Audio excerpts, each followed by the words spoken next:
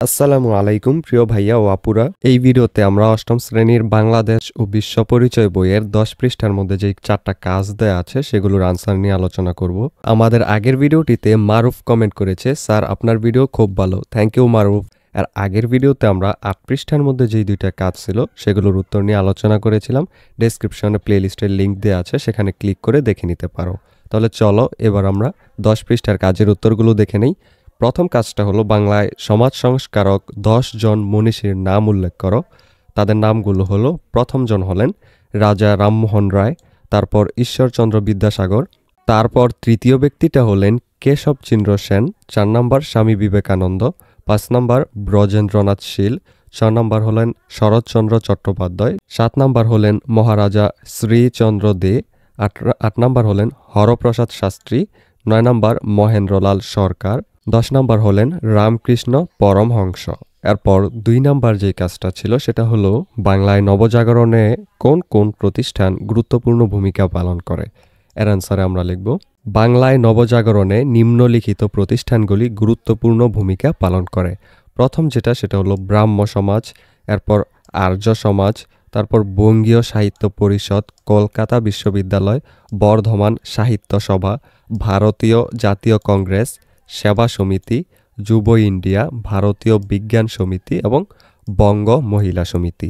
এরপর 3 নম্বর কোয়েশ্চেনটা হলো বঙ্গভঙ্গ হ্রদের কারণ ব্যাখ্যা করো। এর অ্যান্সার আমরা লিখব, বঙ্গভঙ্গ হ্রদ একটি গুরুত্বপূর্ণ ঘটনা ছিল। এটি 1911 সালে সংঘটিত হয়। বঙ্গভঙ্গের প্রধান কারণ ছিল বঙ্গকে ভাগ করে শাসন করা, যাতে ব্রিটিশ শাসকদের জন্য শাসন করা সহজ হয়। তবে এই বিভাজন স্থানীয় জনগণের মধ্যে বিরোধ এবং অস্থিরতা সৃষ্টি করে। বঙ্গভঙ্গ বিরোধী আন্দোলনের মাধ্যমে জনগণ একত্রিত হয় এবং ব্রিটিশদের উপর প্রচণ্ড চাপ সৃষ্টি করে, ফলে ব্রিটিশ সরকার বঙ্গভঙ্গ রদ করতে বাধ্য হয়।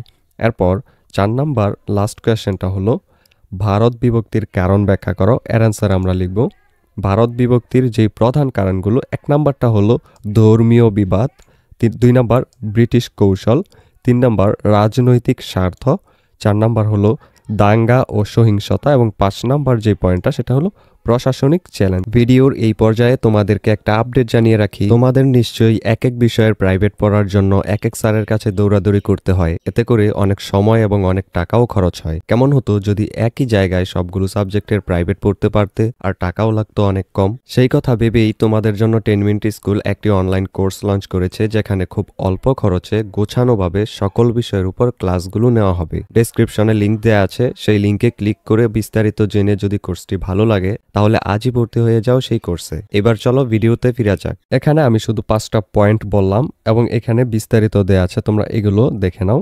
এই প্রশ্নের উত্তরগুলো এই পর্যন্তই। পরবর্তী ভিডিওতে আমরা এরপর যেই অনুশীলনী সমাধান আছে 11 পৃষ্ঠার মধ্যে, এই অনুশীলনীর যেই বহু নির্বাচনী প্রশ্ন, তারপর সৃজনশীল প্রশ্ন, এই প্রশ্নগুলোর উত্তর নিয়ে আলোচনা করব। সেটা পেতে হলে অবশ্যই সাবস্ক্রাইব